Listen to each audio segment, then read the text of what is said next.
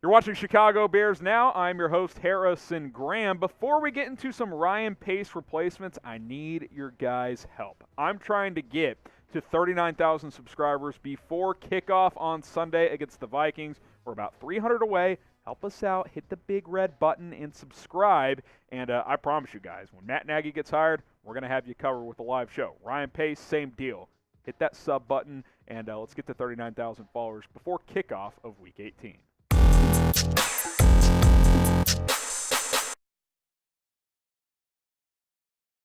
All right, it's me, your boy, Harrison Graham. Ryan Pace replacements if he gets fired. That is the topic of today's show. So let's get into it. Let's get into the background of what's going on with Pace, which really not much is being revealed, right? The chatter around him has mostly been quiet for a while now. Now, certainly some rumors have circulated the last month or so that George McCaskey is considering a complete overhaul, which you would assume would mean getting rid of Nagy, Pace, and maybe even Ted Phillips. But we don't really know. While we know Matt Nagy's fate is all but sealed, we don't know about Ryan Pace. It should be sealed. He's been the GM since 2015, and this team has had one winning season. He has certainly done some positive things, hit on some draft picks, but he was here to turn this into a consistent winner. He was brought here to do that. He hasn't done that. They've made the playoffs a couple times, but only one winning season in 2018. Ryan Pace has had his time, guys. GMs don't get 15, 16, 17, 18, 19, 20. You don't get 6, 7, 8 years and only one winning season. And, yeah, just, come on back. Now, you never know with the Bears. George McCaskey and the McCaskies as a whole, Ted Phillips, they all love Ryan Pace. They're buddies. They're drinking wine on the weekends in the offseason. But you know what? I've seen a lot of Ryan Pace. I've seen him make some bad decisions. And ultimately, I've seen this team not win enough. So I would clean house completely, but we'll see what McCaskey ends up doing. But I want to ask you guys, you're in charge. You are George McCaskey. What would you do with Ryan Pace? Type F for fire him. It's probably what I would do, unless he can get Sean Payton. Type K for keep him, or type C for change his role. He can become, president of football ops, something else in the front office. There's been some chatter. Maybe that could happen.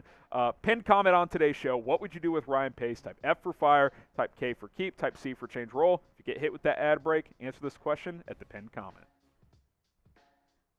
Okay, Ryan Pace replacements from 10 all the way down to number 1.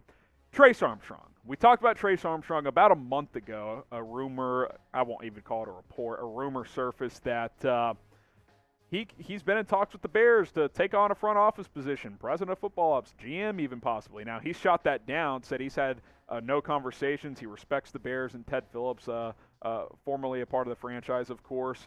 But he shot that down. But many believe he shot that down because he is Matt Nagy's agent. So, bit of a conflict of interest there at the time. But, certainly that could change as things potentially progress here. So, we'll see what happens with Trace Armstrong. But number 10, I don't think he's a real candidate for GM, but I wanted to go ahead and include him on this list. Let's go to Louis Riddick now, ESPN analyst, obviously. And, number 9, I think there's a couple of problems with potentially hiring Louis Riddick. Number 1, he's pretty tight with Matt Nagy and actually Ryan Pace as well. That feels tricky to me. If he's boys with them, that's kind of a tough sell, right? Like, if he likes some of the stuff they do and this Bears franchise is moving on from that duo, do you hire a guy that supports those guys? I mean, it's not that you can't be friends with someone that gets fired and get a job with that franchise. I'm just saying it makes it tricky. That's my point. Another thing is, look, he hasn't worked in a front office in like 9 years now. So I think he deserves an opportunity at some point. I wouldn't be opposed if that opportunity is with the Bears, but there are things to consider when it comes to Louis Riddick. Rick Smith, the former Texans GM at number 8, left his gig with Houston because his wife was dealing with a cancer bout. That was 4 years ago. Chatter that he could be looking to get back into the game, but also 4 years out of a job. That's a long time. Is he ready to jump back in and be a high-level GM? He helped guide the Texans through their early infancy there, as they were 2001, 2002 was their first year as a franchise. Was there for over a decade. Did a lot of good things. They had a lot of playoff appearances in that stretch. So could be an option, but the 4 years off thing does kind of concern me. But I do want to ask this. As a former GM, Rick Smith, should the Bears hire a former GM, someone who's actually held the title before? Type Y for yes, type N for no. I don't think it's a requirement. If it is a requirement, that really lowers your pool of candidates down a lot. But maybe you value someone who's held the position before. So let me know what you guys think in the comments. Should the Bears hire a former general manager?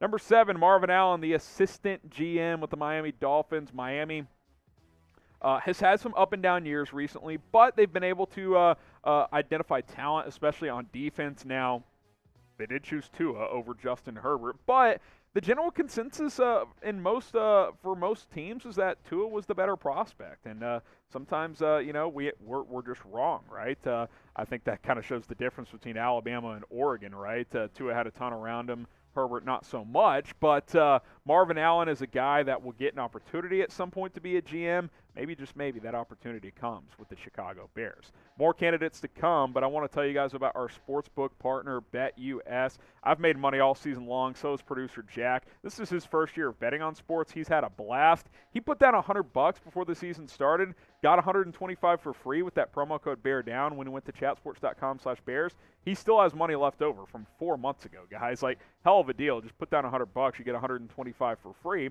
Go bet on the Bears this weekend. Only 2.5-point dogs at Minnesota. I think they have a chance to win this game. Minnesota seems checked out to me. The Bears are at least still playing hard. Chatsports.com/Bears. Use that promo code BEARDOWN to get a 125% deposit bonus. All right, how about Champ Kelly? If you're going to go internal, the assistant director of player personnel, Champ Kelly, seems to be the name that keeps getting brought up. He's a riser in this industry. Now, if you're going to clean house, do you want to promote someone from within? You know, that could be a tricky sell, but many people think he's a star in the making. The Bears have done a good job of evaluating deeper prospects in the NFL draft, and I think Champ Kelly has a lot to do with that. So if you're going to go internal, I think he would be the guy. I would probably go external, but I wouldn't be opposed if he stayed within the organization. Should the Bears promote Champ Kelly? 1 for yes, 2 for no. Get your votes in on this one. I'd be okay with it, but again, it's not necessarily my top option.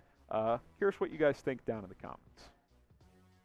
Top 5 we go. Ryan Pace replacements if he gets fired. Will McClay, the vice president of player personnel for the Dallas Cowboys. He's basically their de facto GM, but the Jones family, Jerry Jones, they're pretty much ego maniacs, and Jerry Jones won't give up the title GM, which that's in it of itself. But McClay runs those drafts and a lot of what they're doing in free agency, along with Stephen Jones, Jerry's son, which is why I'm not sure McClay leaves Dallas. I mean, if you got a cushy gig with the Dallas Cowboys, that's a pretty good gig. Now, if he wants the title, potentially a pay raise, although Jerry could match anything. We know how rich he is. Maybe McClay would welcome an opportunity to lead a front office with the Bears, but I don't know. He's had interviews in the past. He's drawn some interest, and he either hasn't gotten those gigs or he's chosen to stay in Dallas. So we'll see what happens. It would take a lot to pry Will McClay from the Dallas Cowboys. Joe Schoen, the assistant GM for the Buffalo Bills, a team that has become a talent factory, right? I mean, he helped identify Josh Allen. They've obviously developed him very, very well. They've gotten other young talent on both sides of the football over the years, and they've been an aggressive-minded franchise with trades. I mean, you go out, you get a Stephon Diggs. You go sign some expensive free agents to build around Josh Allen as well. I think he's a guy to keep an eye on for GM candidates in the next couple of years. Okay, number 3, Mike Borgonzi, the director of football operations with the Chiefs. He's worked side by side with Chiefs GM Brett Veach for over 10 years now. He's ready for an opportunity. I don't know if that'll be with the Bears. Maybe he's comfortable in his position with Kansas City, but he's a name that you will consistently see get brought up for teams looking for a GM. Maybe this is the right opportunity for Mike Borgonzi. Hopefully this is the right channel for you, and if it is, be sure to hit that subscribe button. Remember, we are closing in on 39,000 subscribers. Help us get there before kickoff against the Vikings. Daily videos, the latest news, rumors, and a whole lot more. Please, please, please, let's get to 39K as soon as possible. All right, number 2, Joe Hortiz, the director of player personnel with Baltimore. I like guys that come from stable franchises. That's the definition of Baltimore. They're so stable. They're good every year. They went from the Joe Flacco era to Lamar Jackson literally within the same season and didn't skip a beat. He worked directly under Ozzie Newsome, which I think is very valuable. Newsome's, widely regarded as one of the best general managers ever in the NFL. So I like that quite a bit. I like what the Ravens do in NFL drafts and how they build their rosters. I think Joe Hortiz would be an excellent choice for Chicago. And at number 1, Ed Dodds, assistant GM in Indianapolis. Again, they're a stable franchise. The Colts have, outside of a couple down years, they go from Peyton Manning to Andrew Luck, and they go sign Phillip Rivers and make the playoffs. Carson Wentz, they go trade for him. They've been aggressive, but they've been calculated. They haven't overpaid on free agents. They've picked and choose on which guys to go get. They drafted Jonathan Taylor. They identify Quentin Nelson in the draft, the best offensive lineman in football. They get talent in Indianapolis, and I think that's what Chicago needs with their GM. So what do you think? Who should be the Bears' next GM? Who should they hire, assuming Ryan Pace gets fired? Which, that might be assuming a lot. We don't really know. I want to know from you guys, who should be the next Bears GM?